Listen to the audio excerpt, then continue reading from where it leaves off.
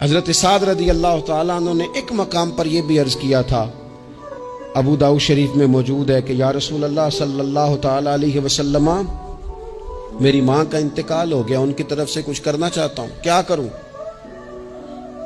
میں آپ سے عرض کرتا ہوں نا، تنقید کرنا تو آسان کام ہے، تو بنائے نا کسی مدرسے میں کمرہ جہاں طالب علم پڑھیں، والدین کی طرف سے بنائیں، جا کے دیکھو نا۔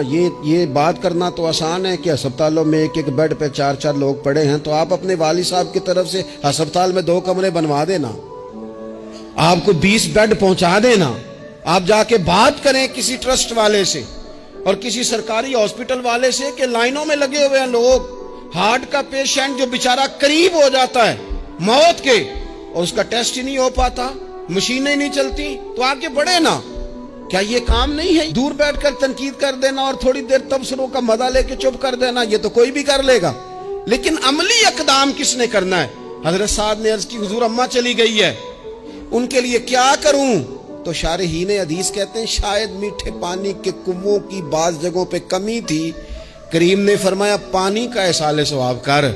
حضرت سعد نے اماں کی طرف سے پورا کنواں کھدوایا اور حضور نے نام رکھا، فرمایا یہ سعد کی ماں کے نام کا کنواں ہے، تو کر دیں اماں جی کے نام پر کوئی خیر کا کام۔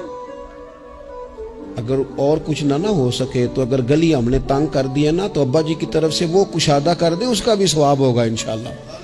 4 فٹ جگہ چھوڑ دیں تاکہ لوگوں کو آنے جانے میں آسانی ہو۔ جہاں جہاں آپ لوگوں کے لیے خیر کریں گے اس پہ اللہ اجر عطا کرے۔